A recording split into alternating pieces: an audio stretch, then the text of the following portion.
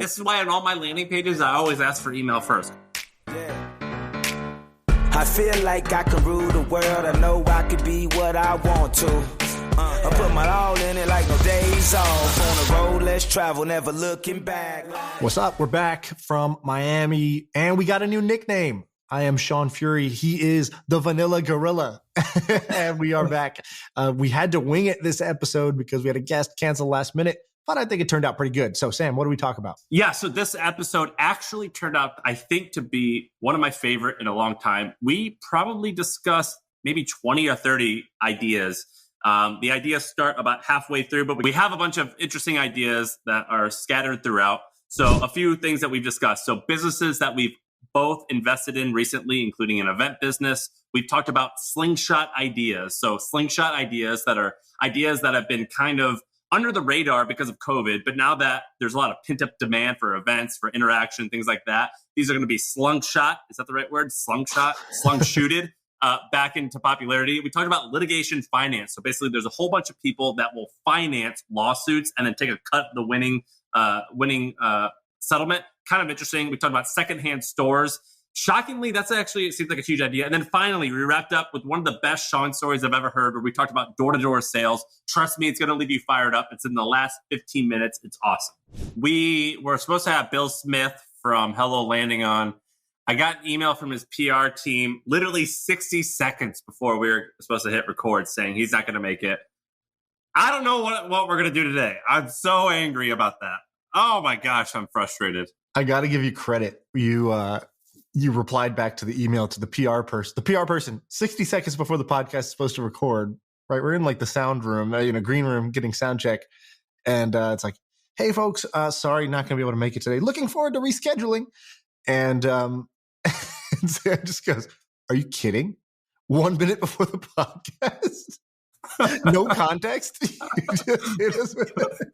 And I thought the are you kidding was very ballsy. I would have just ate it, just took the slap. And I think you rightfully like, what? Okay, so I'm reading this book called Nonviolent Communication. I'm reading it for I'm reading it for two reasons. The first reason is I've gotten repeated feedback from you and Abreu and my coworkers that I have a temper. And I don't think I have a temper. So I'm trying to get that. And my wife, Sarah, the second reason is that... And this feedback is pissing me off. I think I could be a little hot. But, and then, we got to say, I was with you the whole week. We went to Austin, Miami. And you were like an angel. You were totally patient. You were just being grateful the whole time. It was amazing. And then I think you even noticed at the end, I was going to tell you, and then you go, I've been really kind this whole trip. I'm feeling really kind and grateful. So I guess we can talk about that. But yeah. So Bill Smith, sorry, brother. Like I have a feeling it wasn't Bill's fault. That's what I would bet. I bet he's got people, and I bet that he screwed that up. They screwed it up, not him. But I reply. You know what happens? Like sometimes you don't really think about the other side. You're just going about your day. One thing is rolling over. This other thing comes up, and you're just like, we got to move that call thing. We got to move that podcast thing. And so I've been on that side where I don't sort of fully. Appreciate that the other side of it has, there's a lot of prep that goes into a podcast. There's like multiple people on board and timing, and then you need to record because you have to release, and then you're preparing for him, you're researching him, you're not researching other topics, so then you got to go live without him. But I just think the show goes on. Look, we're not big shots yet. I would love to be a big shot. We're not big shots yet.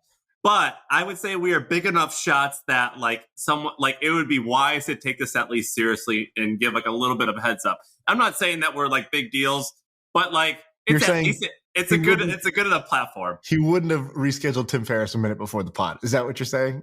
Oh, definitely not. Look, I'm not saying that we're big deals, but I am and we are. All right, no, whatever. Let's roll. So Bill, I hope you come back. So I don't know what we're going to talk about, but you want to do a recap of this weekend? Yeah, let's do it. So we had a fun week. I went to Austin, which is your hometown, stayed at your house. Not my hometown, where I live. Your current town, yeah. and we did a live show. I don't know, about 100 people were able to fit into the venue. We did it at the AppSumo office with Noah Kagan. That was fun. Then we hopped on a plane next morning, 5 a.m., and got to Miami where the Bitcoin conference was happening. So there was like 10 to 20,000 people in town for, this Bitcoin thing. And we were there for our Miami show. And I think, I don't know, a few hundred people. I don't know how many it ended up being. Maybe, I don't know. What do you think, Dan? 250, 300 people, something like that? Well, 300 people RSVP'd, but I think, or no, maybe, sorry, 350. 200 show up. Yeah, something like that. Yeah, so 200 people showed up or so, did the live show there, met a bunch of cool people who flew in from Paraguay and, all different types of places to attend. And then we hung out and we flew home. So that's what happened. But there were some interesting things that were going on. Give me your kind of like, what do you think would be the most interesting one or two things to talk about from the trip? I have a couple. So I have a bunch. And thank you, Bill Smith. So I'm just rattling this off the top of the dome. There's no research here. But the airports and hotel situation in both Miami and in Austin, bananas, absolutely crazy. We went to the airport. I think we got there at about 6 a.m. We left my house at 5:30, I think. And it was like an hour-long wait, including TSA pre-check to get past security. And it was booming. I went to Miami. The reason I came home early is because my hotels, I went to book on a hotel tonight and they all got canceled for some reason. And I couldn't find a single hotel in between the ranges of $200 and $2,000 in Miami. Right. I had to go stay at a family's house. Travel is crushing it right now. I'm just shocked at how booming everything is. Yeah. And also I came from California, and in California, there's just like COVID, precaution everywhere. And as soon as we got to Austin, you were like, oh yeah, this is my favorite, coffee shop / bar. I don't even know what the place was, a Lazarus or whatever it's called. And we walk in and I was like, it's like stepping into a time machine.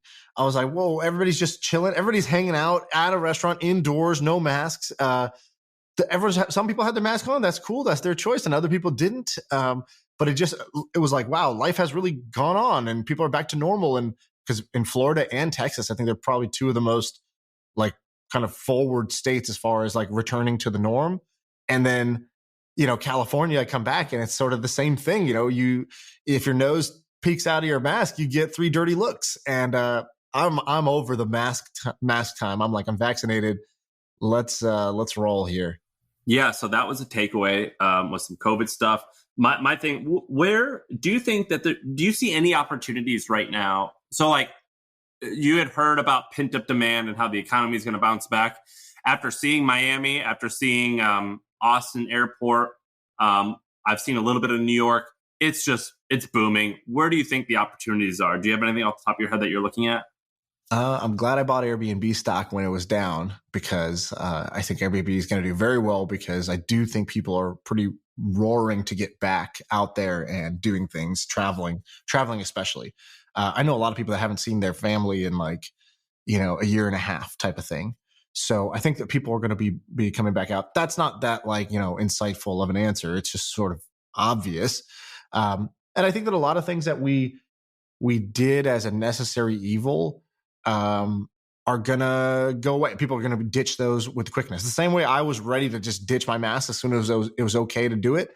I think all the remote learning stuff is gonna go away pretty quickly, because people, if it wasn't a better experience, it's like going to the graveyard as soon as you don't have to do it. And I think remote school is one where every parent, every kid I've ever talked to that had to do remote, Zoom school, they are not like, oh, I really, really enjoy, school from home. Like there's people who enjoy work from home. I don't know anybody that enjoys school from home. So I think that side is like going to take a big hit. Did you see this company? So I'm going to talk about a startup real quick that I just invested in. I bet you looked at it as well. It was called Mary. Have you heard of Mary? It's bmary.com.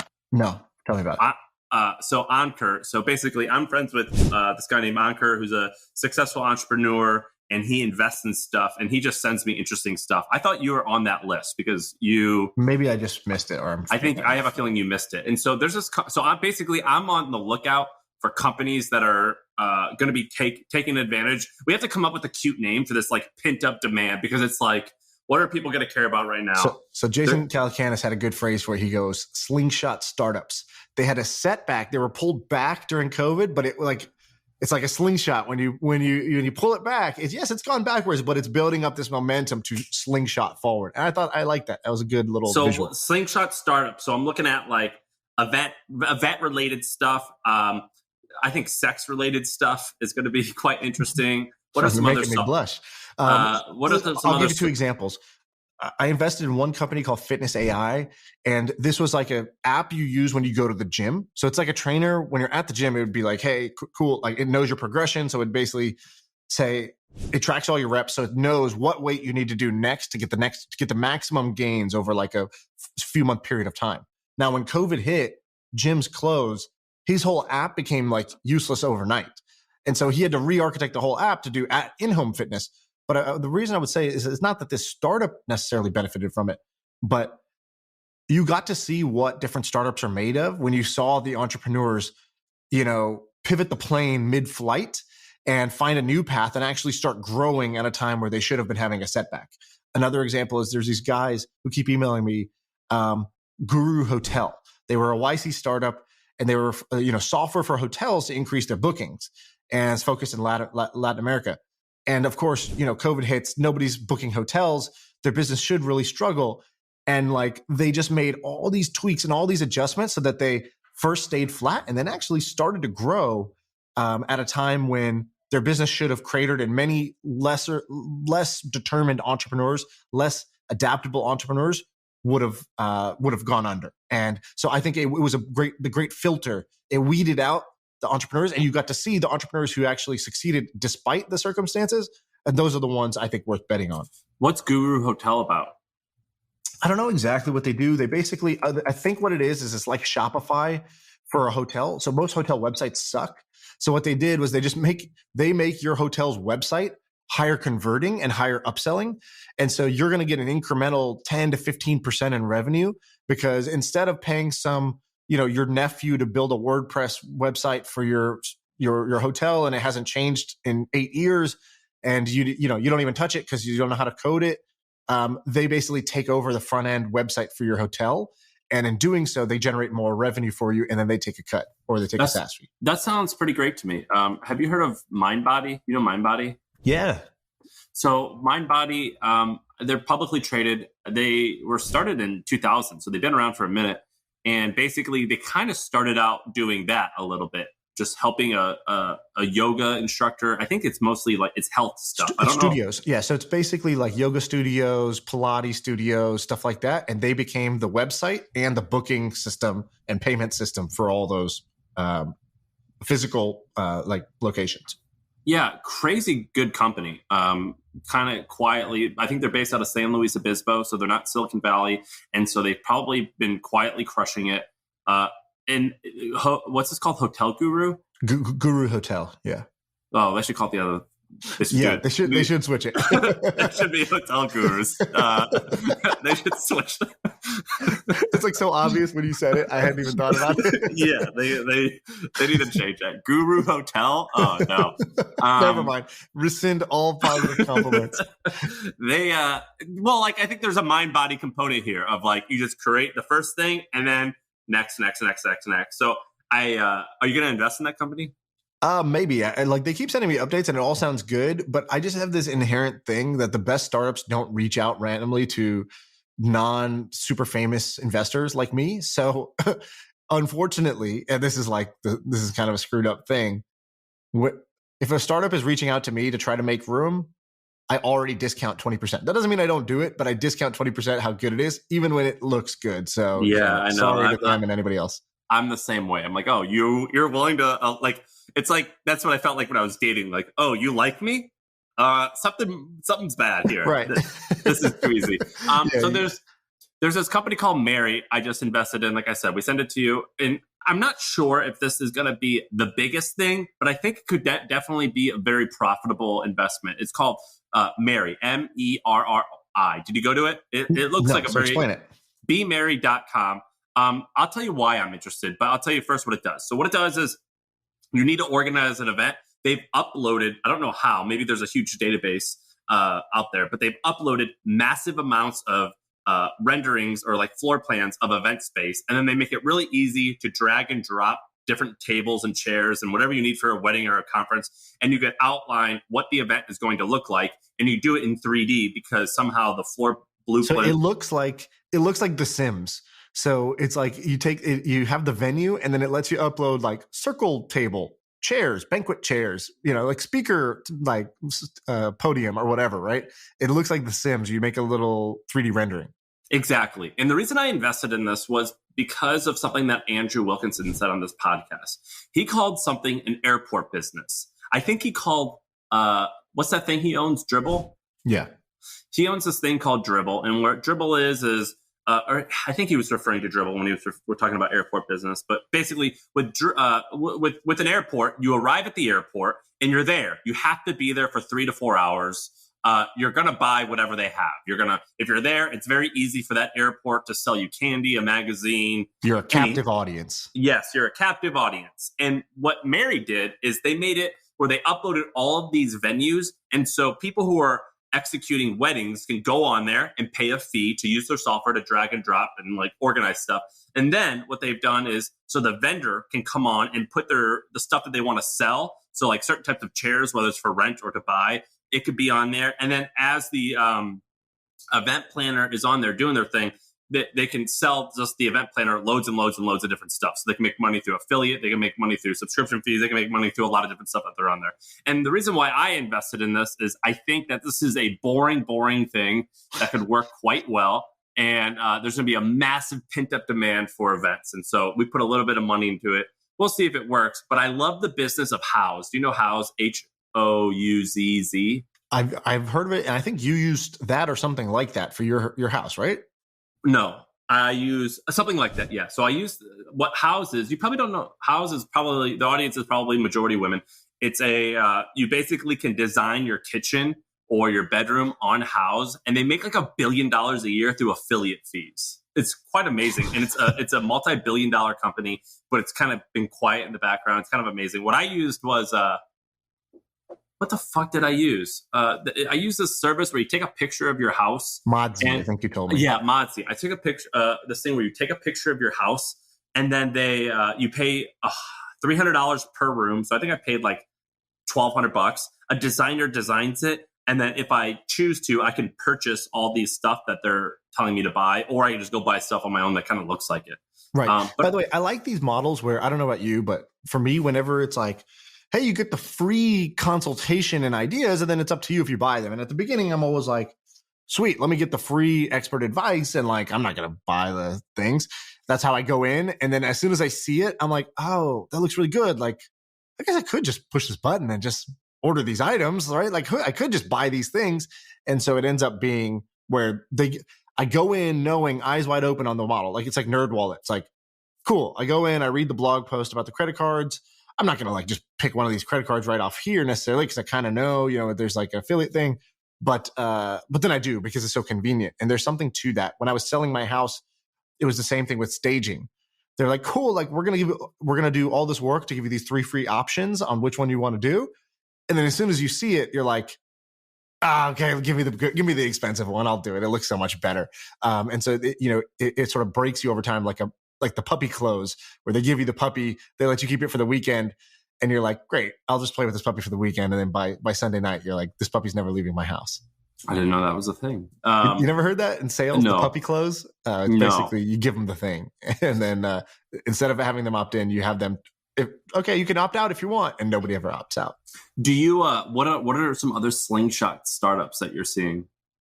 Or slingshot opportunities? So the slingshot. So it has to be something that was set back during COVID. So what was set back during COVID? I think physical, anything physical, retail, schools, travel, hospitality, like we just said. There's other things that are like concerts and stuff like that. I think those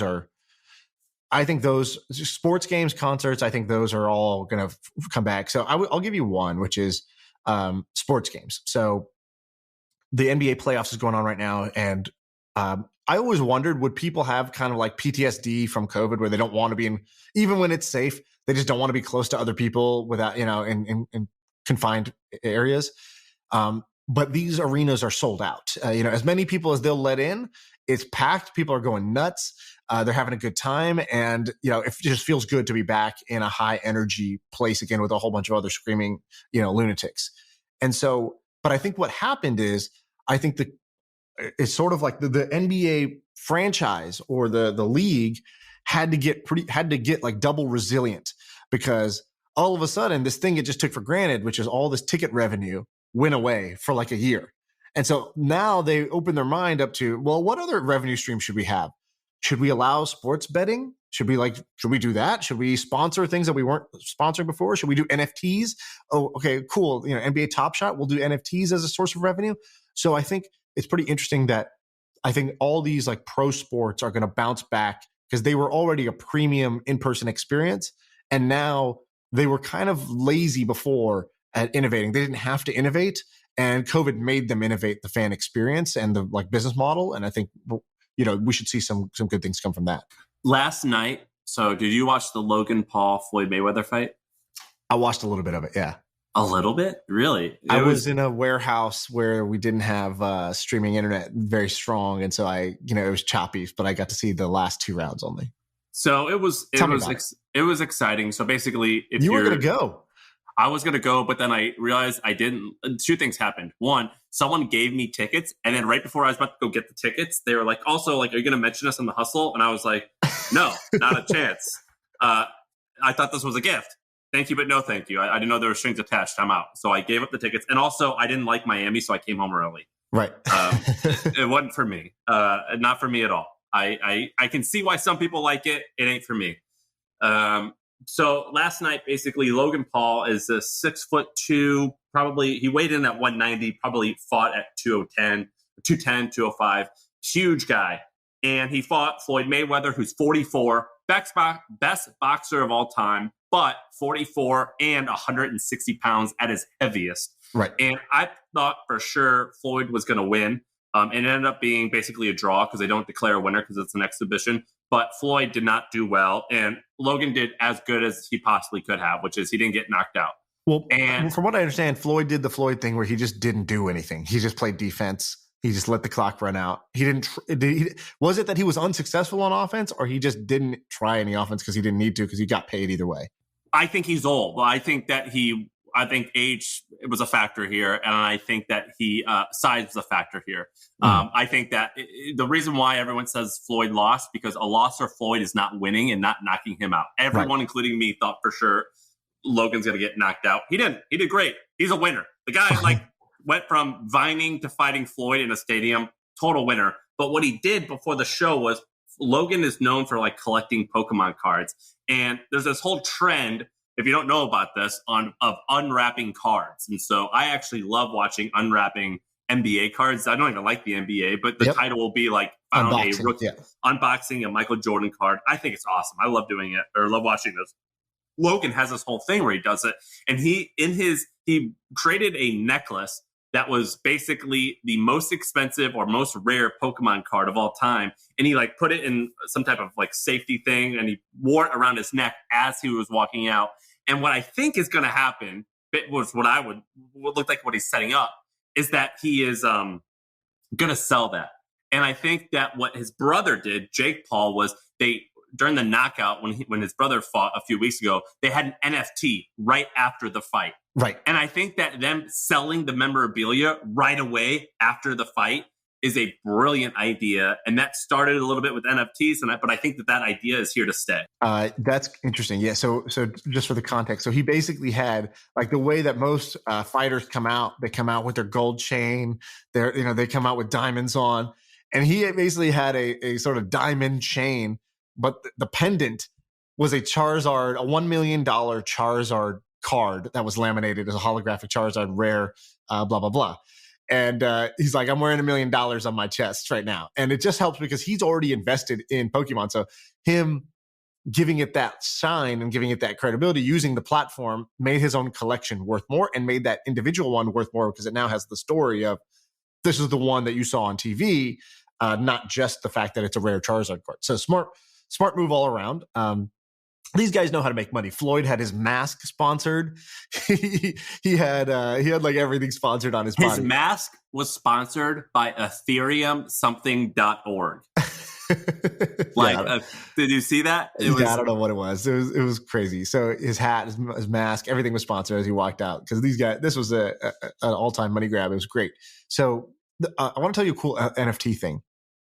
Most NFT things, by the way, not that cool. You have to explain what we're adding so many listeners, Shaan, that you have to actually say what NFT is, because I think like a lot of people don't understand.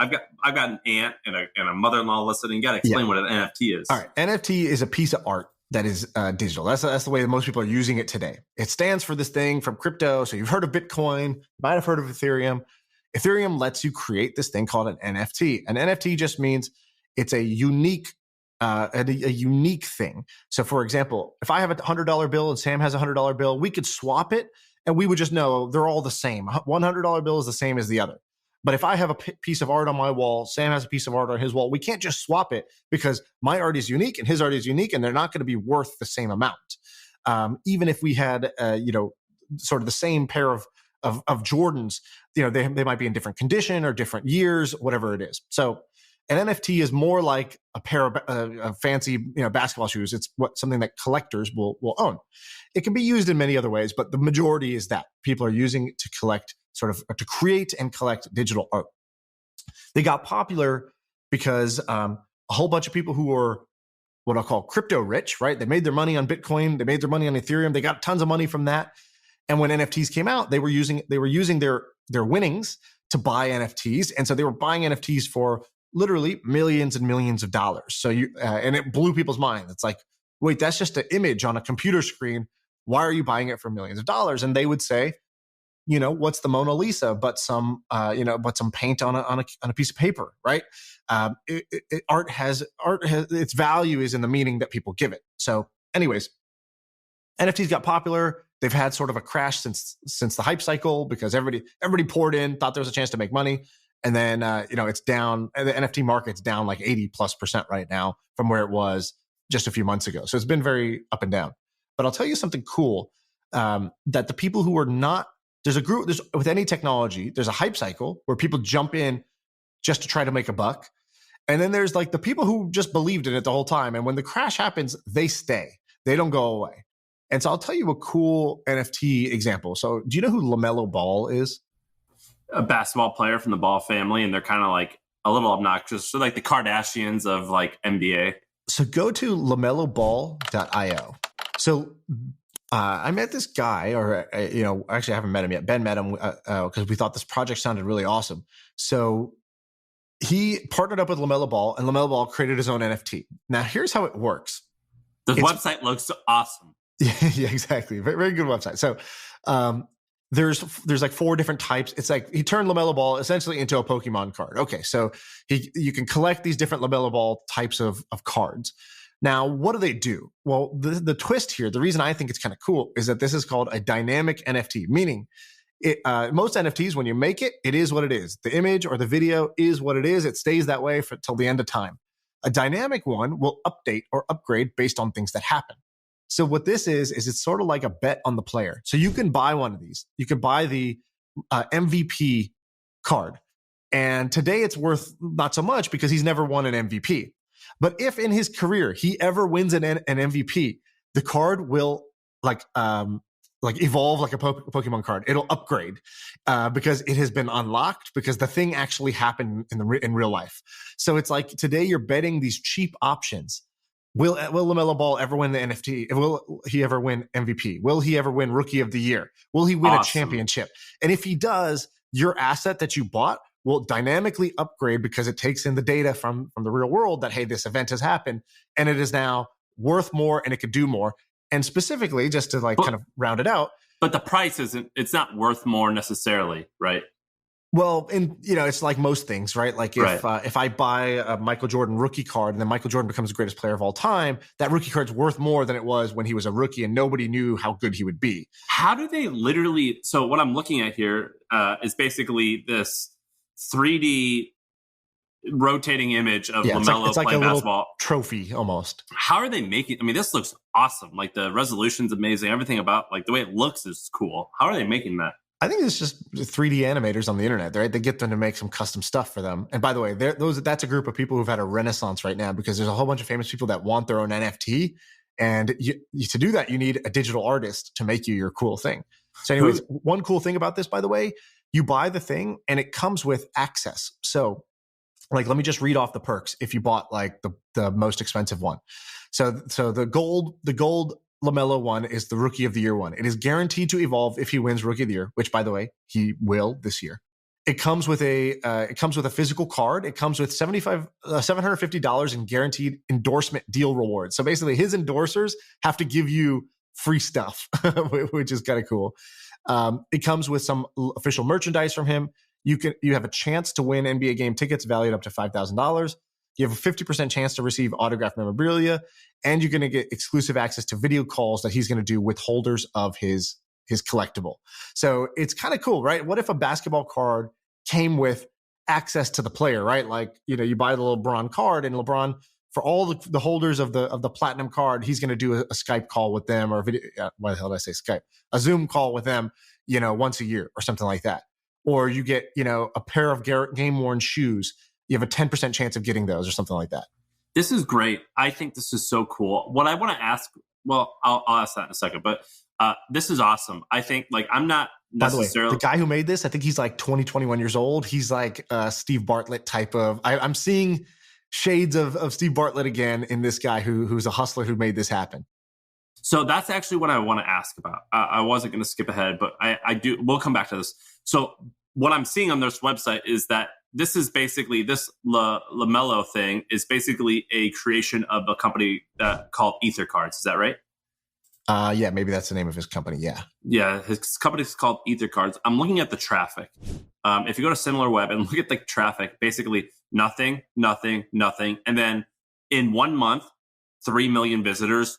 All the traffic is direct, meaning someone very likely there's just 3 million people in the very first month of this thing being launched in March, typing in ether.cards. Those numbers, if you don't know anything about these numbers, that's phenomenal. Right. What I want to know is, how are people discovering these types of things? So beautiful question. I should have said this at the beginning. The change here is not, we went from a basketball card that's a piece of cardboard that you buy from Target to now a digital thing that you have on your phone or on your computer. It's not just that. LaMelo owns his own IP.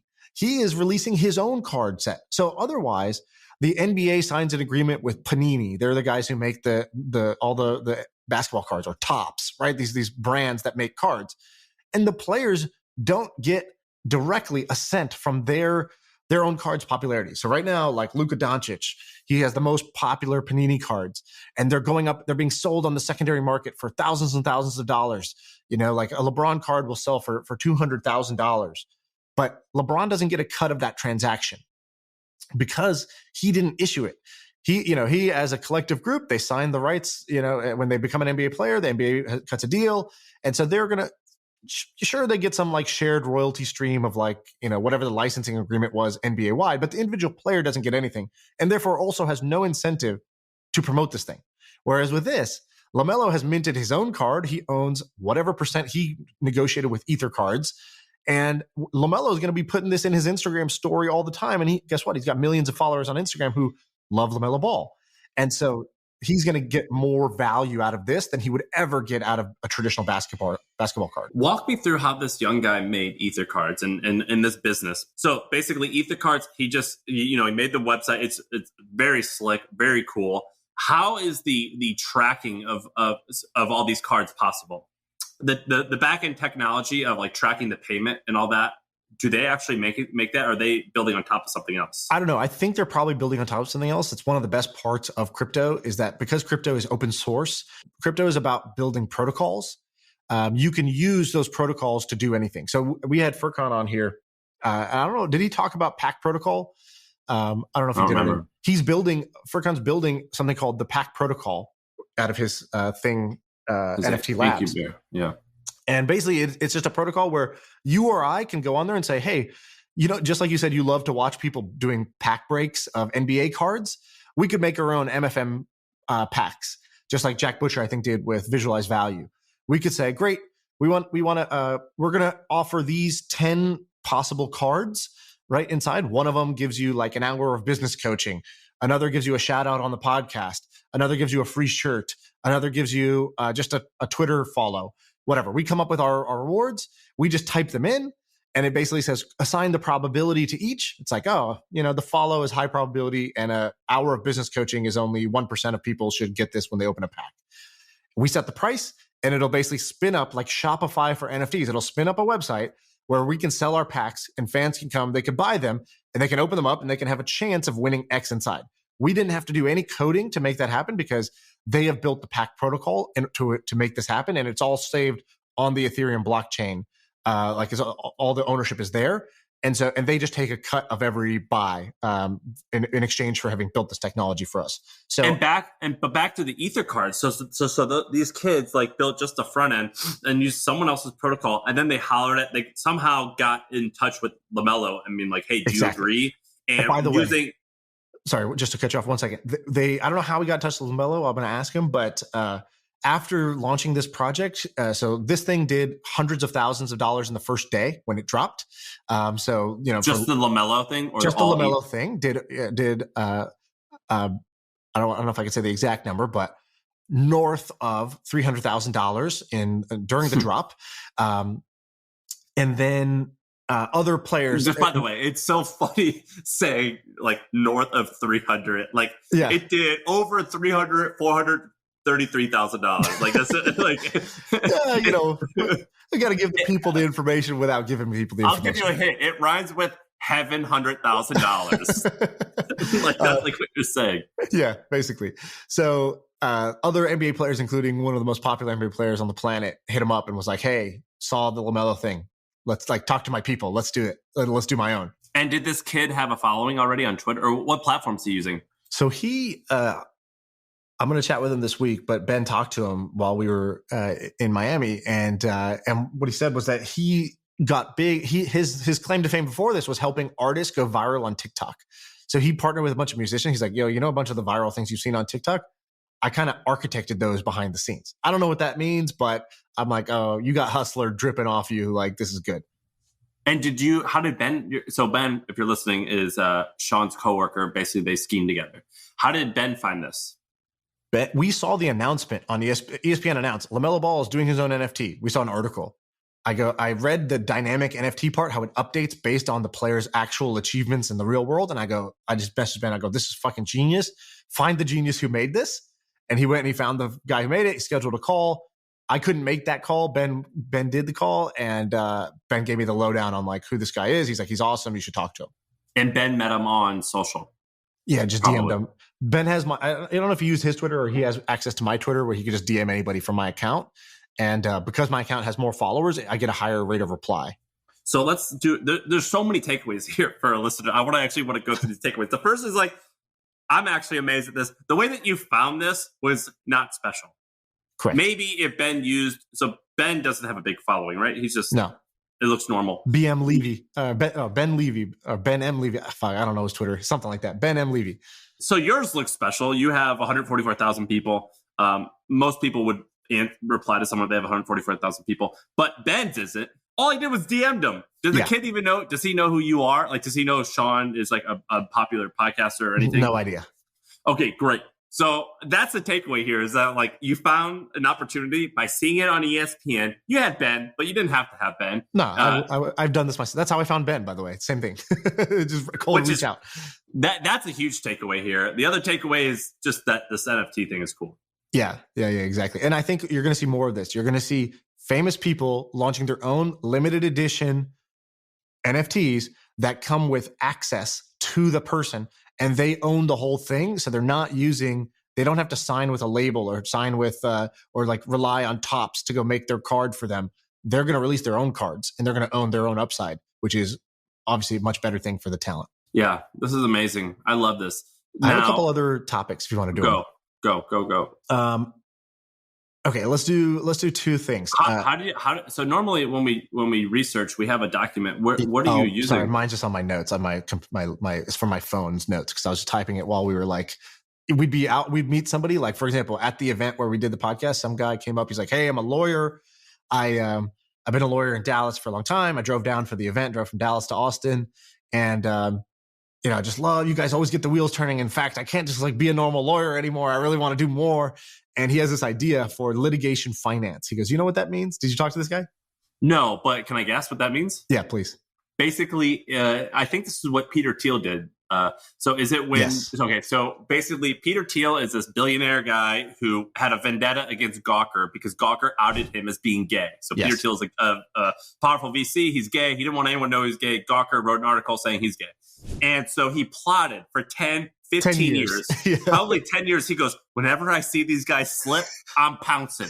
So 10 years later, after this article, Hulk Hogan has a sex tape issue. And Peter Thiel has two guys on staff just sniffing out an infraction. They go, hey, this Hulk Hogan thing, that's it. So the story is Hulk Hogan was Hulk Hogan was having sex with someone. Some third party filmed it without his consent. Gawker published the video. Peter Thiel goes, boom, that's it. Hey, Hulk, I got the best lawyers. I'm going to fund you. And if the case wins, just give me a little cut of it. Peter Thiel probably didn't even take a cut of it, Right. but that's how it could have worked. That's how it could have worked. Exactly. And he did. They did the lawsuit. They basically put Gawker out of business. Gawker no longer is in business. The guy who built that site over the years, it all came falling down because he pushed it too far. He pissed off the wrong billionaire. So, and by the way, some people think this is bad. Whatever. I don't care. So what litigation? Not that you don't care that if it is or is not bad. You're saying it's interesting regardless. I'm saying irrelevant to what we're talking about is whether billionaires should fund lawsuits and take down media or not. Okay, whatever. So yeah, litigation finance is exactly this. So basically what he does is he's a lawyer. He analyzes cases that could be pursued. So, you might have a lawsuit here that you should be pursuing. You, for whatever reason, maybe you don't know if you could win. You don't realize you could potentially sue for being wronged. You don't have the money. The corporation can throw all their lawyers at this, and you don't want to go broke trying to just sue. So you kind of sit on it. So I think it was like 70% plus of potential suits go unfiled because of one of many reasons. And so the idea here would be, if you see, you can submit to them, hey, would you back my case? And they basically underwrite the risk of it. They look at it. They say, I think you have a really strong case, or no, I think you have a weak case. If you have a strong case, they'll say, great, we will fund the lawsuit. You get a piece of it if it works. If it doesn't work, you lose nothing. And so basically the guy has now raised or is raising millions and millions of dollars from family offices and other folks to fund these cases. And so that's what they're doing now as a thing. Anyways, I thought it was a cool listener idea. I don't know what you think of that. How much have they raised? How much has he raised? I think they raised something like $6 million so far to fund this. And he's trying to get, basically it's a proof of concept. If they can show that, yes, we are successfully able to underwrite these cases, meaning we can correctly select the winners and offer a payback. Great. If once we know that we're able to pay you back 25, 30% on your, annually on your financing here, then we can go raise 50 or 100 or 200 million to do more. Okay, I've heard of this. I didn't realize this was such a thing. I am so in. So there's a company called Burford Capital. It's founded in 2009, located in England. Did you see it? He told me about it. He goes, this is big in England. There's a multi-billion-dollar company, Burford, blah, blah, blah, blah. I just Googled this while you're talking. I Googled finance legal stuff. The first website went to Pravarti Capital. The website has like a Monday Night Football looking guy wearing a white dude wearing an ill-fitting suit. Right there, I'm like, opportunity. Okay. Like anytime there's like these like shitty Wix websites with like basic looking white dudes, I'm like, that's interesting. The second thing that came up was Burford Capital. I just Googled it. Has a market cap of $1.8 billion. Started in 2009. That's pretty good. Right. This is pretty amazing. Yeah, exactly. So he was like, I'll send you the information. And I told him, I said, look, this sounds great. I don't know anything about this, so I'm probably not going to fund it just because I have two options. I can either invest in things I really understand, or I can invest in things I don't understand. I used to do both, but now that this podcast has gotten so popular, now the number of opportunities that I do understand are so large, they exceed my investable capital. Now I don't have to do shit I don't understand anymore. This is a really interesting business. So when I you're a further along, and I would actually say you're probably a better investor than I am. When I look at these types of companies, I think like, what's the idea? That's important. Right. I think of, I don't have enough time to go and verify if this is like a solid market. So I look at who else is investing. Right. That's probably, a lot of people say, oh, that's boring. Are you ever going to take a chance? Well, probably not, to be honest. Like I like looking at that. But then the third thing is I look at the person. Are they a competent person? Right. So does this person seem like they're going to build a huge company off this? He seemed like a competent person. He seemed like a lawyer who, I don't think you need to be the visionary or like the shark executor. I don't think you need to do anything for that. I think you literally just need to be somebody who's going to do the blocking and tackling to make this happen. I don't think it requires genius, which is great. That's actually a positive thing for this business. You don't want to invest in businesses that require genius. Yes, but you more likely than not need some type of charisma in order to be. I mean, like, you either do need to be a genius, so you do need to be like a Peter Thiel type of guy. You do need to be maybe like you or me type of person, which we don't really know how to do that much. But we're charismatic enough to convince other people to come work at our companies and convince them to do the work. Yeah. And then you have like a few like industry knowledge where maybe this guy has, but That's you need something. Yeah. You need attributes. As Conor McGregor once said, if you're going to beat me, you got to have some attributes. Yeah. If you're going to beat me, you need some attributes. Yeah. So like, look, if you're going to like succeed, you need some attributes. So what are the attributes going to be? Like something like when you're building a fighter or building a sports team or building like an NBA player on video games, and you can like put like, do I make this person like as fast as possible? Do I make them as tall as possible? Or do I make them as strong as possible? You need something there. I think that's the next shirt. You need attributes to beat me. Yeah. So what attributes does this guy have? So that's what I'm curious about. Yeah, I think his is domain knowledge. I think that's the biggest one. Do you agree with me, by the way? You need some attributes. You do. And what I guess like the only point I was trying to make is that some require more attributes than others. There are some where you have to be the smartest and the fiercest and the fastest. And, there's some businesses that require that. And there's some where you can be the tortoise, not the hare. Right. And I think this is one where you could be the tortoise. You just have to keep going forward. And that's an attribute, by the way. Right. Determination and just I'm willing to do it all the time. Exactly. And, having the steady hand and being good at actually selecting the cases, right? Because that's going to just prove the track record out over time. So I think the domain knowledge matters. All right. I wanted to do some other topics. So I have like 3, but I don't know which one I want to do. Okay. I'll give you some options. This is amazing, by the way. This is turning out to be quite good. Totally unplanned. So, and by the way, I wrote these down just while we were talking at the beginning when the guy canceled. All right. So Bitcoin Miami, I have a few comments on what was going on in Bitcoin Miami. I don't know if I heard it was horrible. So we could talk about that. We could talk about, I have a thing on secondhand e-commerce, if you want to hear that. Also, door-to-door sales. I have a story there. And the last one is a framework about the next Apple, the next Google, the next Facebook. So tell me. They're all great. Give me which one you want to do. The second one and then the fourth one. Okay. The second one, I think, was the secondhand e-commerce thing. Yeah. All right. So let's do that. So as you know, I've been dabbling in e-commerce and have built a brand and then have built a community called Club LTV that has 100 store owners, each doing somewhere between 1 million a year and 100 million a year in sales. And so in that, I've started to learn some of the pain points of e-commerce.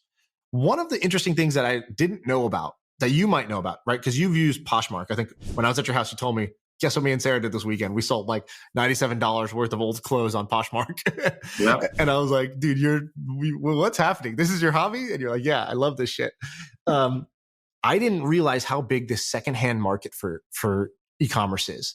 Dude, Poshmark's it's huge. Crazy. So let me tell you, Poshmark, going public, multi-billion-dollar valuation. Is it public already? Yeah, went public. What is it?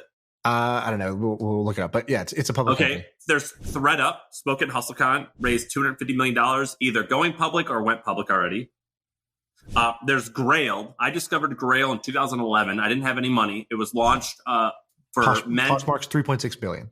Great. There's Grail. I DM'd this guy I messaged him on Reddit years ago because I was on the day he launched it. I was going to the website. I didn't invest in it. I think it still could be great. It's basically Poshmark for hip dudes. What else is there? There's like 8 others that are substantial. So let me tell you what I think is interesting here.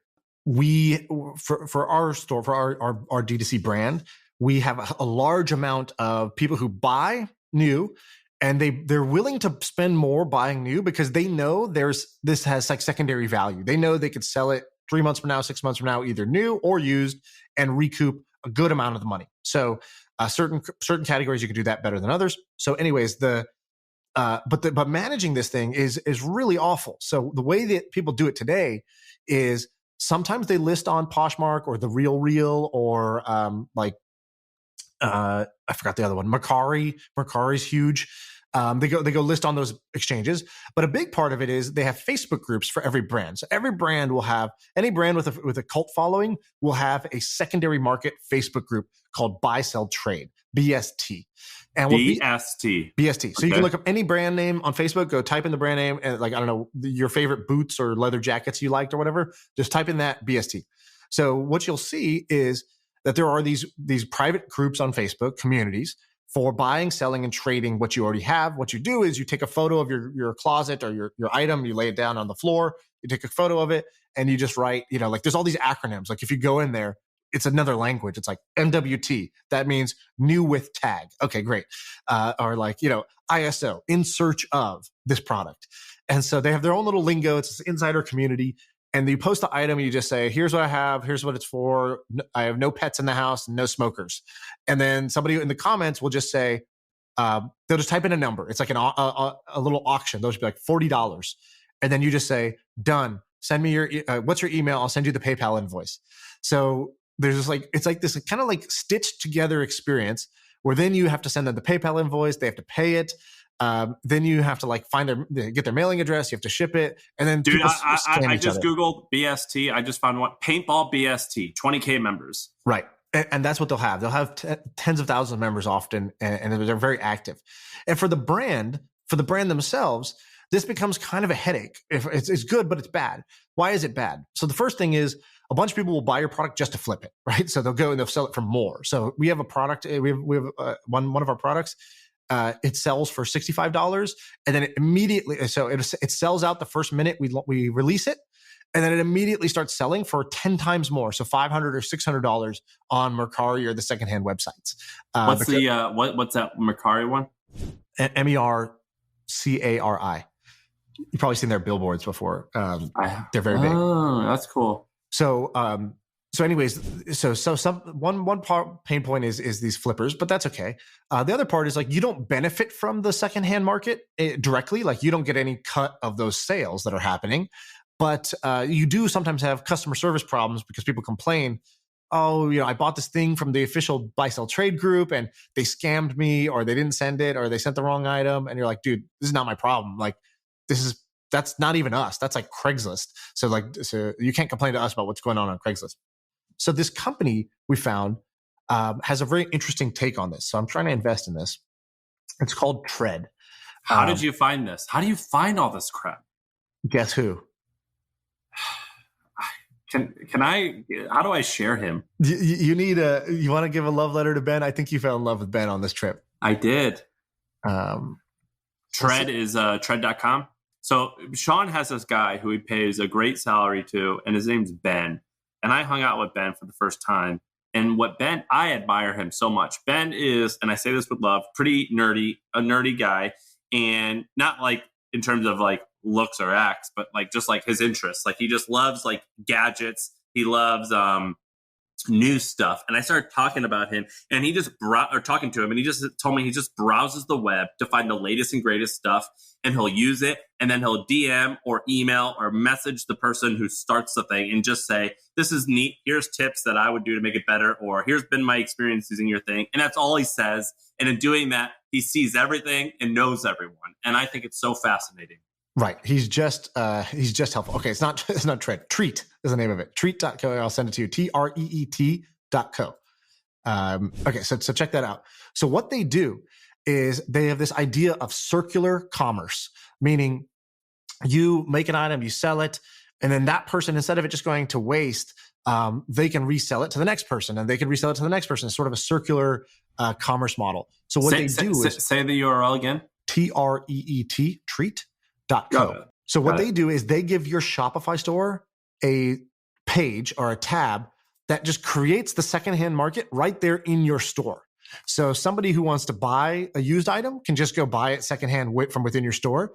You don't have to do the whole PayPal invoicing, Facebook group, questionable integrity type of thing anymore. Customers can just list their stuff here. It can be bought from your store, which has more trust than just a random group. And the transaction is processed, online using normal credit card processing and stuff on this. And the brand gets a percent cut. You can set your percent cut of what you'll take out for hosting the secondhand market. So it's an additional new revenue stream for a D2C brand. I think this is really, really smart. This does two things. It legitimizes the sort of secondary circular nature of it. And a lot of people like that that's like a less wasteful version of consumerism. The second thing is that it takes resale and it makes it a part of your business model as the brand. So for consumers, it helps because it's higher trust. The technology is all built. You don't have to do this manually through Facebook groups. And for the brand, here's an extra X percent of revenue that you're going to make every month because now you participate in the resale market. That's crazy. I don't know if this is a good idea.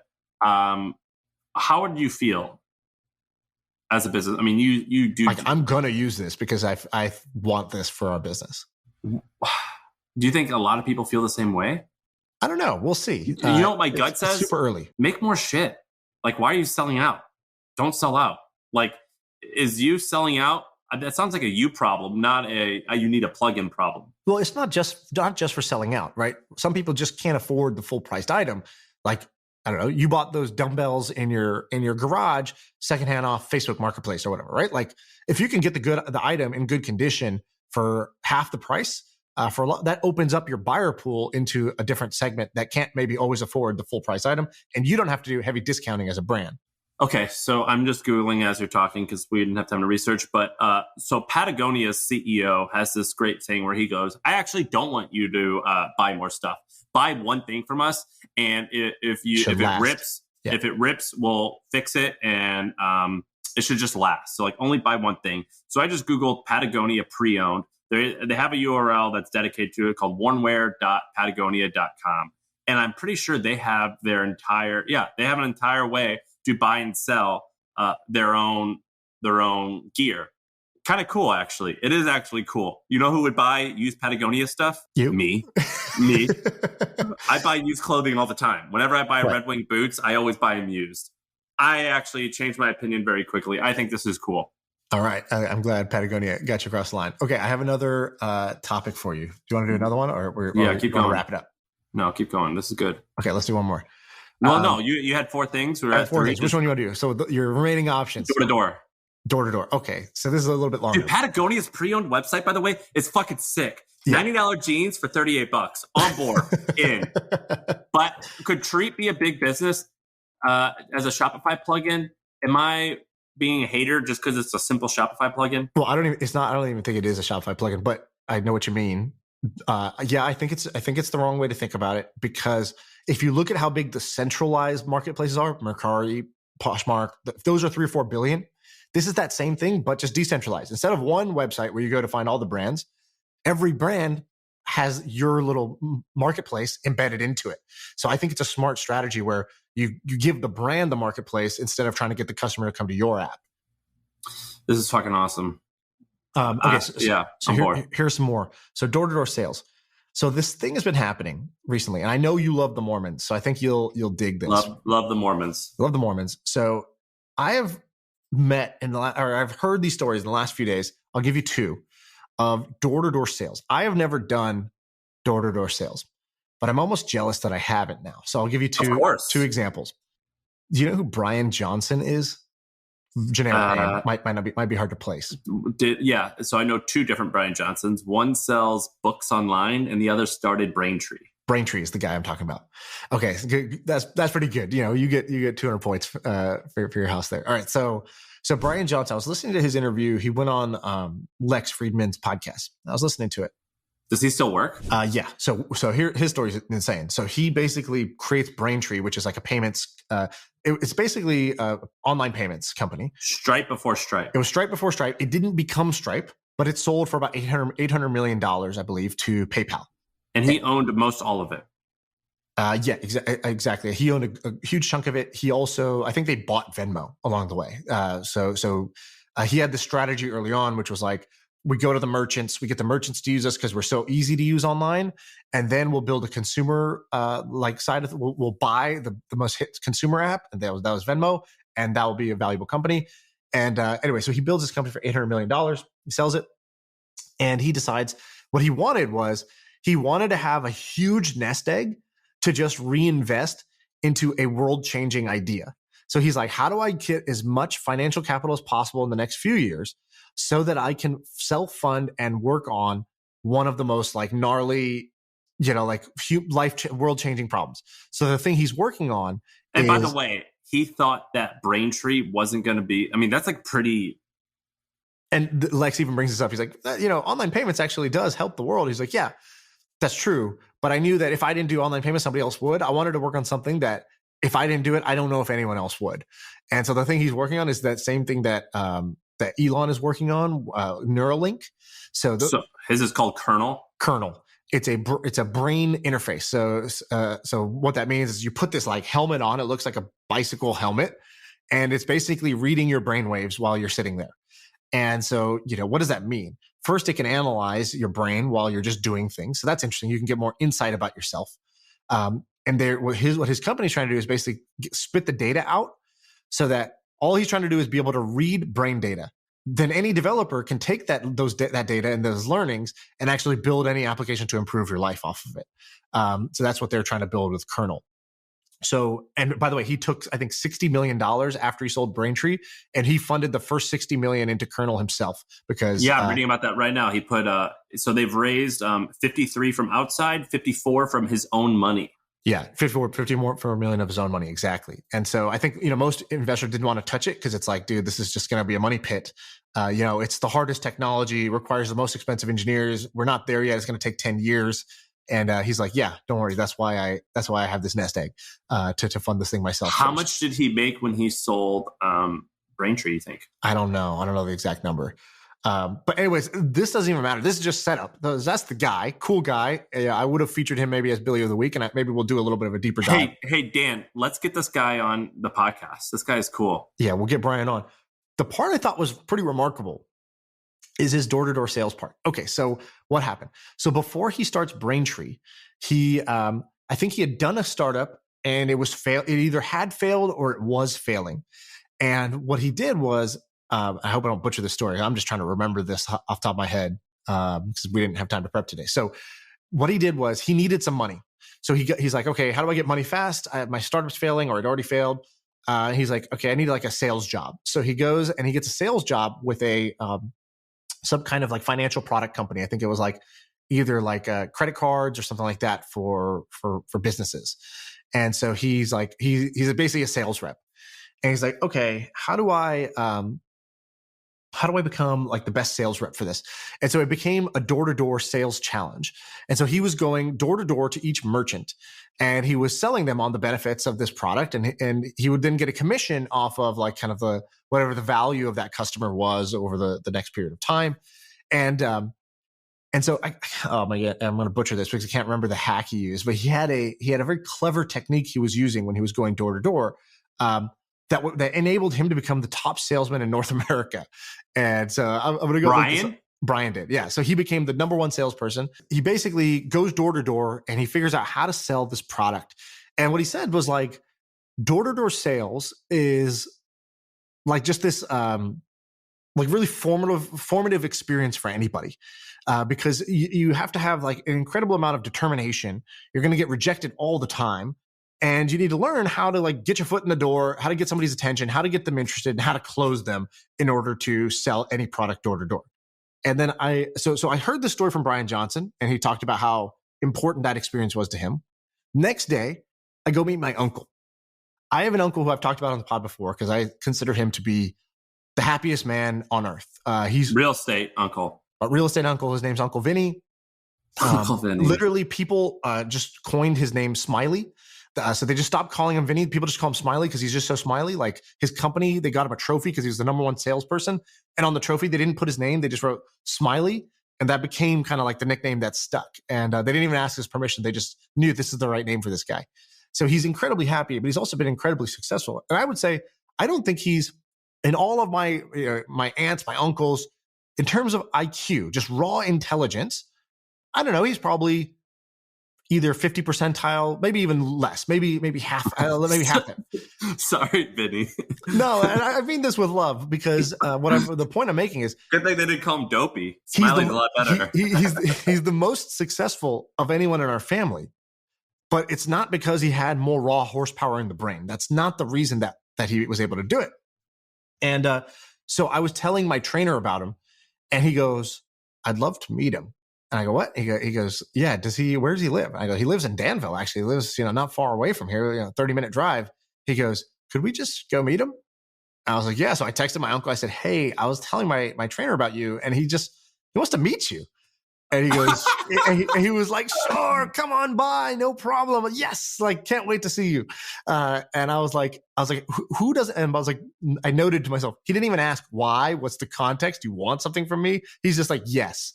You want to meet me? Yes. And I also thought to myself, what a goal, by the way, to be the type of person that people want to make a pilgrimage out, to go drive an hour to go see, just because of a description of the way you are.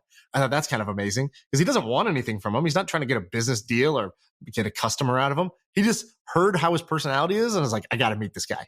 So we drive out there and we sit down, and, he's already on level 10 excitement, and we're having a great time. And I started asking him, I said, when did you become you? When did you become this way? You weren't born this way. So how'd you become this way? And he's telling me the long story. And he talked about this door-to-door sales job. He goes, I came from India, and I'm a student at university. He goes, George Washington University, I think. And he goes, I needed a summer job. He's like, I came here. I only had enough tuition. The government paid for my tuition for the first year. I had no idea how I was going to pay for the second year. But like, I have one summer to bridge that gap. Like, how the heck am I going to make next fall's tuition? So he looked for a job, and his roommate was like, hey, I work for this company called Southwestern. I don't know if you've ever heard of this company. You're going to love it. But basically, this company called Southwestern, and what they do is they sell books. So they sell books door to door. They have this fleet of college students that will go out and they'll sell these books, like encyclopedias, dictionaries, Bibles, any textbooks of any kind. And Southwestern Advantage is what it's called. And they've since grown like crazy. They acquired now it's like 20 something companies, and it's like a multi-billion-dollar company. Crazy story about the founder. I'm going to have him as the Billy of the Week as a special profile, but I want to tell this door-to-door sales story. So he goes, okay, great. So what do I do? He's like, I can barely speak English because I'm just here from India, but okay, I got to go do door-to-door sales. How do I do that? He's like, they gave this training where, they give us 7 books, like, how to win friends and influence people, like these 7 kind of classic self-help books, Tony Robbins and whatever. He's like, read these 7 books and then come to this training seminar. He goes, I go to this thing, it's an auditorium, and it's me and the 50 other college students.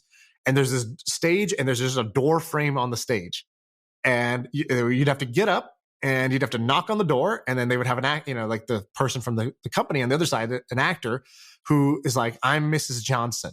And you open the door, Mrs. Johnson, and she would simulate like slamming the door on your face and being like, stop bothering us, right? Or somebody who's like lukewarm, or somebody who's interested. And they would teach you how to sell door to door. And he talked to me. He's like, they used to, my job basically every day in the summer, and I'm in the heat of summer, my roommate would drive me to some neighborhood, any neighborhood. I would just pick a different one every day. And at 9 a.m., he would drop me off. I didn't own a car, so I needed him to pick me up at the end of the day. So he's like, 9 a.m., he'd drop me off in a neighborhood, and 9 p.m., he'd come pick me up at the end of the day. And he's like, I would go door to door and I would knock, and they would teach you these skills of just selling door to door. So do you know, I don't know if have you ever heard this? I was fascinated by how you act. What is the actual method of selling when you're door to door? Have you ever heard this? No. What? So you typically say, hey, I was just talking to a bunch of your neighbors and they thought this was interesting. And so here I am talking to you. That's definitely part of it. But he broke it down he's like, there's a science to this that they taught us at this training. He goes, first you ring the doorbell, you knock on the door, and you don't look into the door, because when you look into the door, it's a little bit intimidating. And they see your face, they recognize that they don't know you. He's like, you want to look slightly, off 45-degree angle away, so that they're going to, like, when they look through the peephole, they're going to be like, okay, I don't know who this guy is, but he doesn't look too threatening. And then what do they try to get you to do? Like to step your foot into the door eventually? Basically. So they open the door and you explain the pitch that you just said, which is, hi, my name is Vinny, and I'm a student here at George Washington nearby. And I actually have been, I've been talking to your neighbors. What we do is we sell tech or whatever it is. He's basically saying, I was talking to your neighbors and I wanted to stop by your place. I'm a student nearby, right? So you become a local. You're not a stranger. You're a friend, right? So you position and then yourself I imagine you want to put like a timestamp. Like there's only going to be. I have to go in a second. Yeah, exactly. I don't have a bunch of time, but I would love to just chat with you, whatever, right? And he goes. A lot of people, what they would try to do is the door sample, meaning they would tell them, I'm here to sell you a textbook. Check out this book. Is this something you're interested in? And then, the learning is nobody ever buys a book at the door. And I thought that's actually like a very applicable thing for almost every kind of sale is because you're afraid of getting rejected, you rush to try to just sample it, give them the value so you don't annoy them. But the reality is that that's not how a product like this would ever be bought. Nobody's ever going to buy this at the door itself. So he goes, you want to get into the home. The whole objective of the door is to get into the home. And it reminded me of your writing style where you go. So I was about to say this. This is why I always say longer is better. I want them to fall down my slippery slope. And explain the slippery slope. It's like the first line, the goal of the first line. All right, look, there's only one goal of a headline of a sales page, and that's to get you to read the subheadline. The only goal of the subheadline is to get you to read the first sentence, and the only goal of the first sentence is to get you to read the second sentence. I'm going to keep on doing that until you fall down the slippery slope. And not only, a lot of people say, I want to make this very easy to read. So do I. I want to make it easy to read as well. But I'm going to tell you a story, and I'm not going to rush it. And I want you to slowly fall down the slippery slope. And I want to make it kind of hard for you because the more pot committed you are, the more likely you are to buy. Exactly. So this is the same exact thing. So he wanted to get into the home. So he goes, you asked to come in. And you don't look at them in the face. You sort of lead with your arm and your face. You sort of like point where you're trying to go, like into the living room right behind them. So you say, would you mind if I come in for a moment? And you sort of point your way into the door.